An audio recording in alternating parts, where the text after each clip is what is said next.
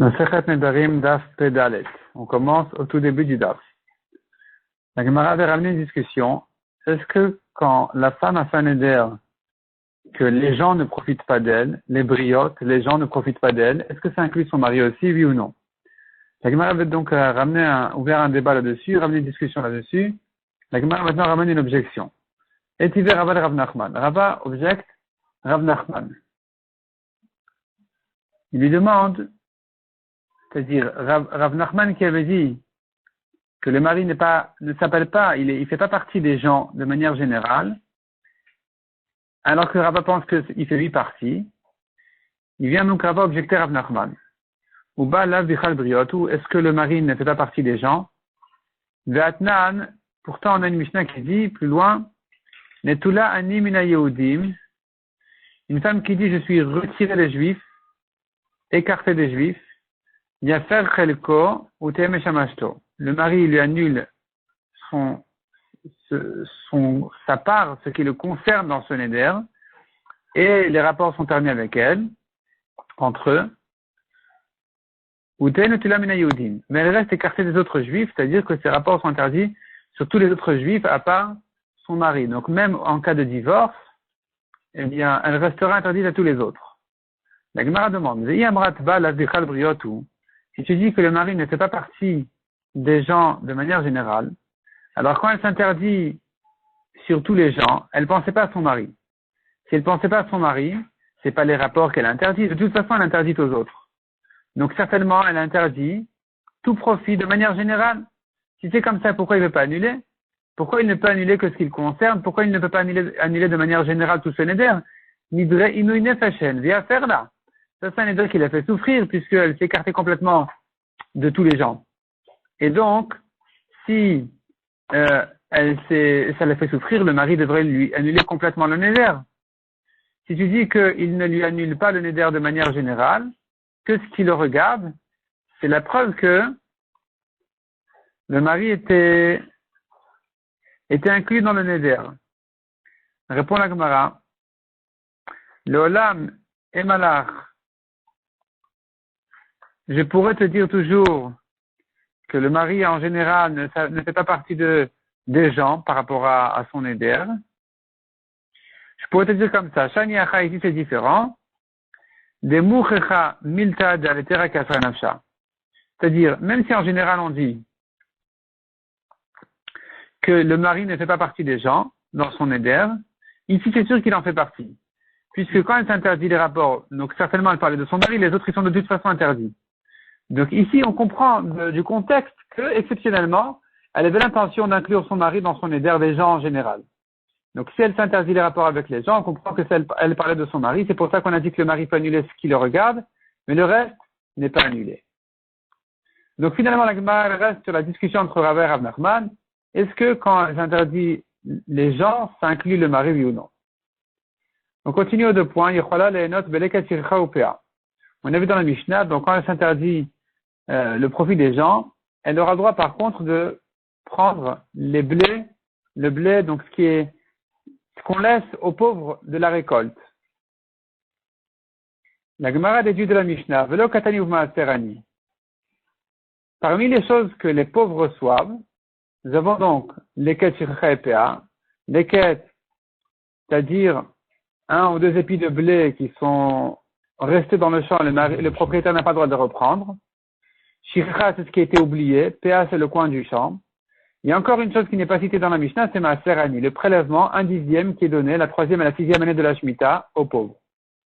Les années 3 et 6 de la Shemitah, au lieu de prélever le Maaser Sheni qui est un 2e, c'est-à-dire après, en fait, dans les prélèvements, ça marche comme ça.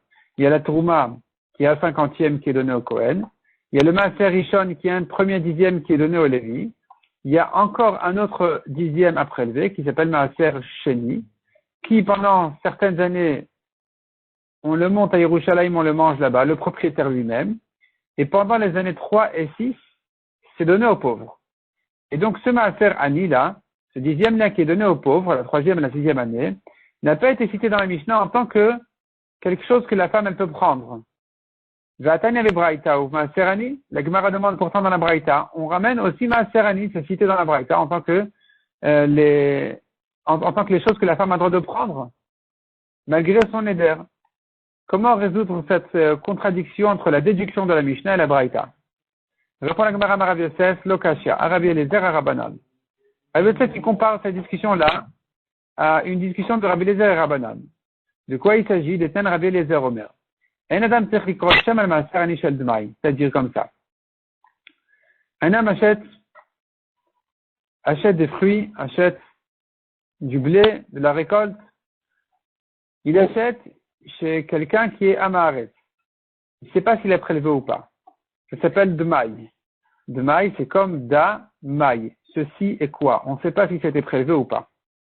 Celui qui achète d'un Amaharet, il doit refaire tous les prélèvements dans le doute. Presque tous les prélèvements, il doit les refaire dans le doute.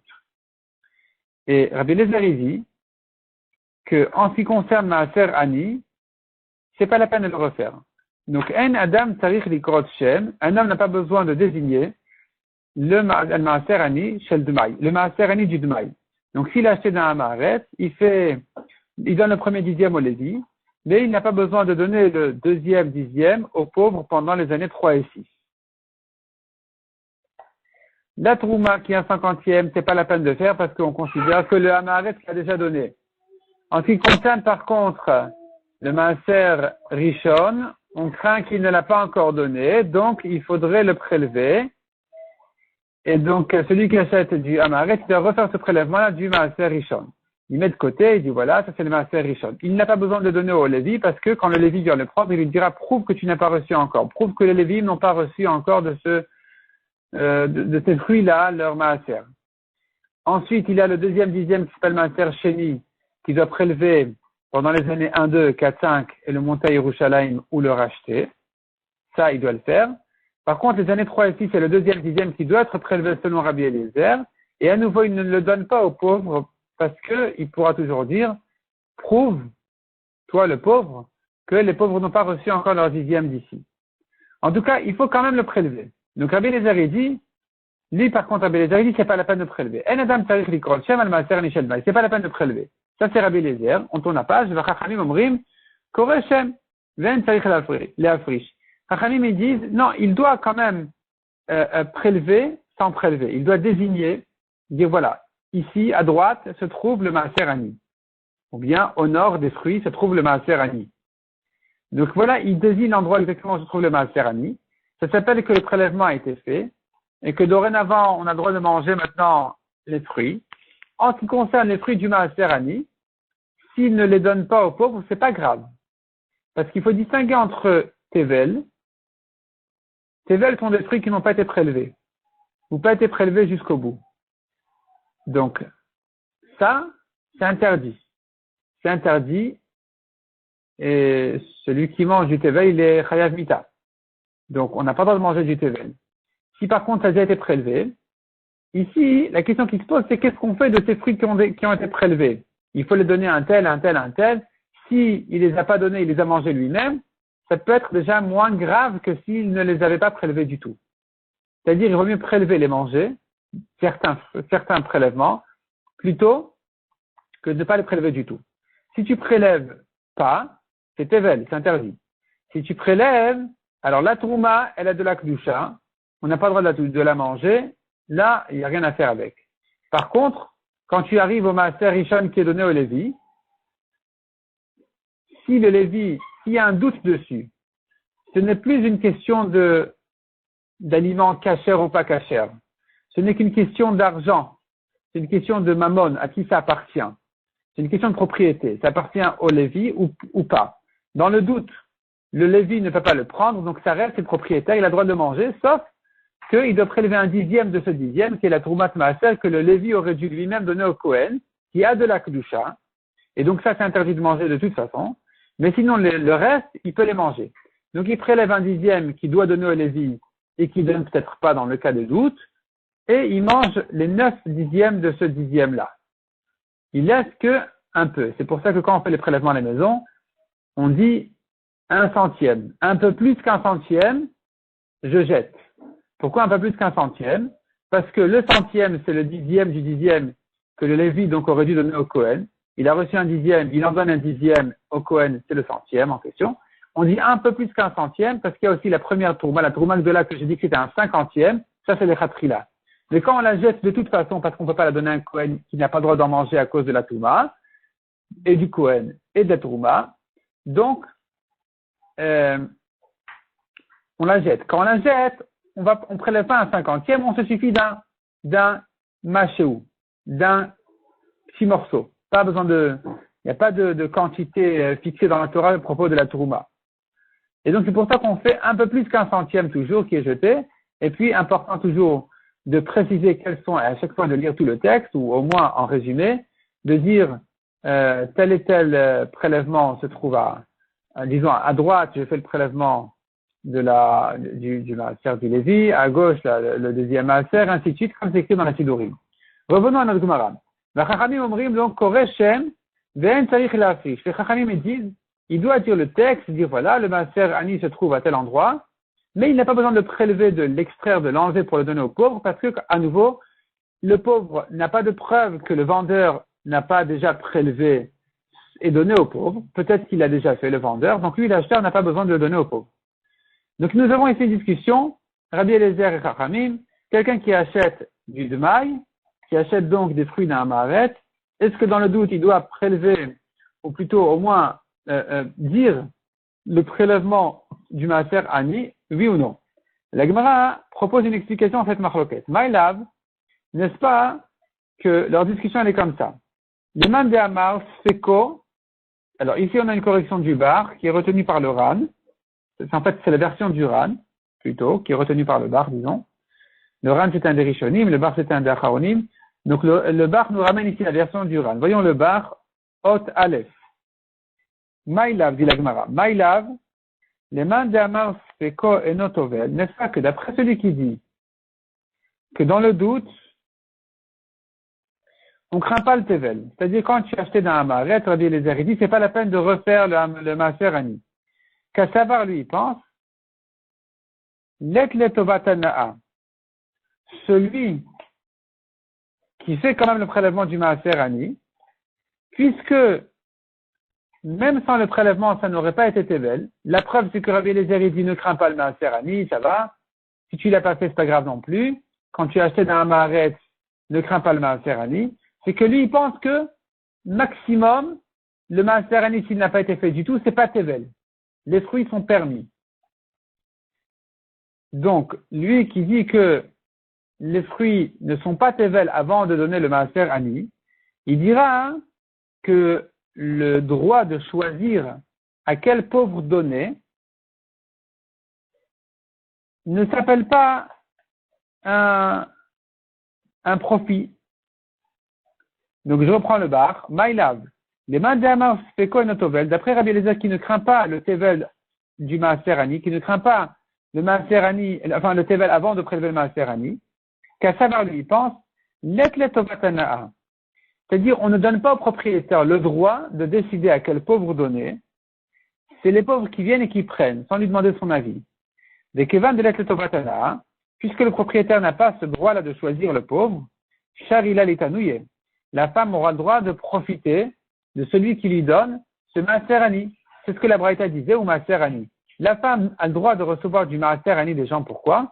Ça va comme Rabbi Eliezer, qui dit, comme on a vu, que même avant de prélever le maaser ani, c'est pas considéré comme tevel.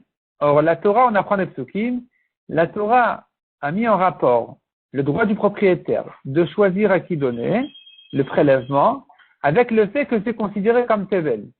Donc, si tu me dis maintenant que c'est pas considéré comme tevel avant le prélèvement du maaser ani, du moment qu'il a prélevé la trouma et le maaser rishon, et qu'on n'est pas en année de maaser sheni, le prélèvement du maaser ani, on ne le craint pas au niveau du tevel. Il faut le donner, mais si on ne l'a pas donné, c'est pas tevel. Donc, en ce qui concerne Demaï, on n'a pas besoin de donner parce qu'on est dans le doute de toute façon. Et donc, d'après Rabbi Eliezer qui dit que c'est pas tevel sans le maaser ani, il n'a pas reçu non plus le droit de la Torah de choisir à qui donner. Donc d'après lui, puisque la femme vient prendre du maaser ani, il n'a pas besoin de dire merci, disons, au propriétaire, parce que de toute façon, c'est pas lui qui l'a choisi, c'est pas lui qui a le droit de décider à qui donner. On continue dans le bar. Ulman de Amar Kore Shem, d'après celui qui dit, qui sont les Chachamim, qui disent que il faut lui prélever, comme on a dit, Kore Shem, il faut nommer, il faut montrer où se trouve le Maaser Ani. Kassavar, c'est parce que les Chachamim ils craignent et qui pensent que c'est quoi Tovel. Même dans le doute, on craint le Tevel du Maaser Ani. Donc tant que le Maaser Ani n'a pas été donné, on n'a pas terminé les prélèvements, c'est Tevel.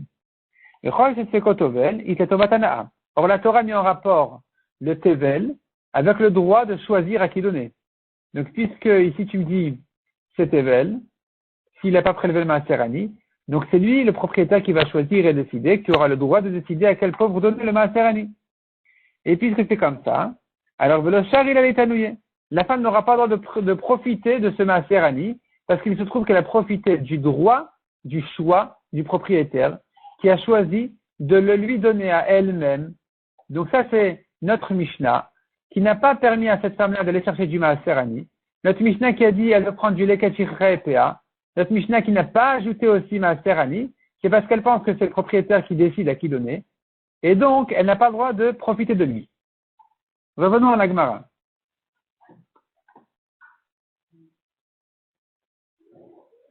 Amar le Abaye. Donc on retrouve la Gemara, Amar le Abaye, ça se trouve à la 7e ligne. Amar le Abaye. Donc tout ça c'était le raisonnement de Rabbi Yosef qui voulait comparer la discussion entre la Mishnah et la Braïta avec la discussion de Rabbi Eliezer et les Chachamim. Amar le Abaye a repoussé Rabbi Yosef. Il a dit non. Des Koulalmas fait Kotovel. Selon tout le monde, Rabbi Eliezer et Chachamim. On craint le Tevel avant le Maaser Ani. Tant qu'on n'a pas terminé tous les prélèvements, c'est encore Tevel. Et donc tu me diras, si c'est comme ça, pourquoi est-ce que Rabbi Eliezer a dit c'est pas la peine de refaire le Maaser Ani? Si tu dis qu'avant le Maaser Ani c'est Tevel, dans le doute on aurait dû le refaire. Pourquoi Rabbi Eliezer a dit non, on craint pas, il n'y a pas de problème. De Rabbi Eliezer et Rabbanan be'akami flagé. Voici leur discussion dit Abaye. Rabbi Eliezer savar, l'honneur shedo ame'ar et al Maaser Ani. Rabbi Eliezer, il pense que les Améharet, on ne les soupçonne pas sur le Maaser Ani. Pourquoi? Un Maharet, ce qui est facile à faire, il fait. Dans les prélèvements, il fait ce qui est facile. Donc la Trouma Gdola, il a fait, comme on a dit, parce que un épi de blé est suffisant, un blé est suffisant pour la Trouma Gdola Minatora. Donc pour en fait réparer sa récolte, il suffit d'un blé. Et donc, il va donner au Kohen, et c'est tout. Et donc, avec ça, il a terminé avec la Trouma Minatora. En ce qui concerne le Maaser Rishon, donner un dixième au Lévi, c'est une grande quantité, il a du mal à le faire. Ça, on craint qu'il ne le fait pas. Et pour le Maaser Ani, il a une solution toute simple. Quelle est la solution pour le Maaser Ani? Il peut être pauvre. Il peut s'appauvrir à lui-même. Comment il se rend pauvre? Tout simplement. Puisqu'il peut abandonner tous ses biens et se faire pauvre, et reprendre son dixième, et bien sûr juste après reprendre toute sa récolte, il les reprend lui-même, il n'a rien à perdre. Donc finalement les Améharet, ils avaient ce truc-là, comment faire pour le Maaser Ani, ils avaient cette solution. Qu'est-ce qu'ils faisaient? Ils donnaient donc un quelque chose, ils donnaient un blé au Kohen, ça y est.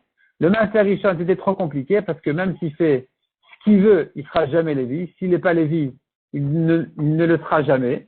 Par contre, Maaser Ani, il n'y a pas de problème. Il prélève, il abandonne ses biens, il récupère son Maaser Ani et il récupère ses biens.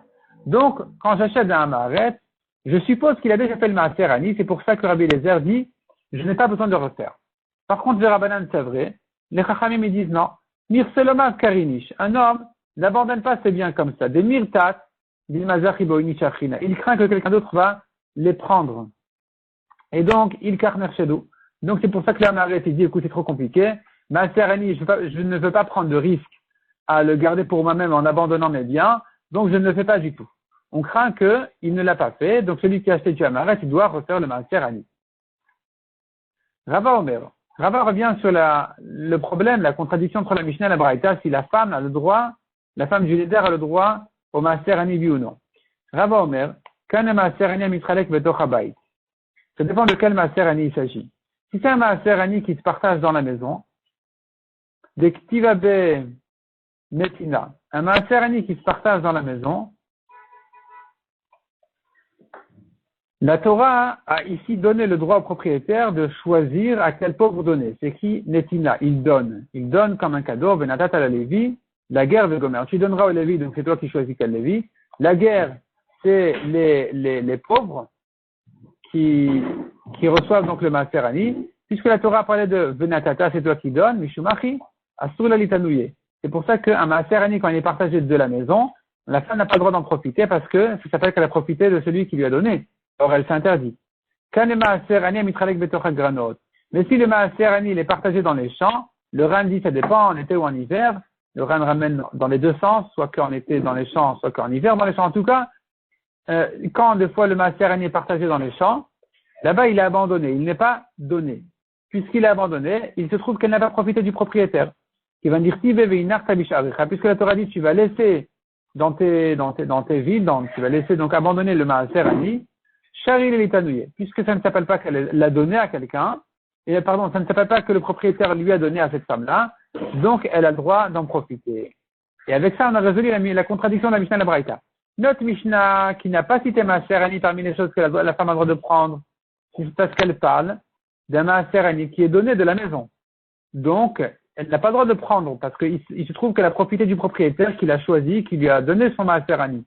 Si par contre le Maaser Ani, il se trouve dans les champs, abandonné là-bas, ça ne s'appelle pas qu'elle a profité du propriétaire qui, dans les champs, n'a pas le droit de choisir le pauvre. Et donc, dans ce cas-là, elle a le droit de le prendre. C'est ce que la Braïta a dit, en ajoutant Maaser Ani dans la liste des choses que la femme a le droit de prendre. La Gemara ensuite ouvre un nouveau sujet qui se prolonge dans le suivant, donc on va s'arrêter là pour le moment.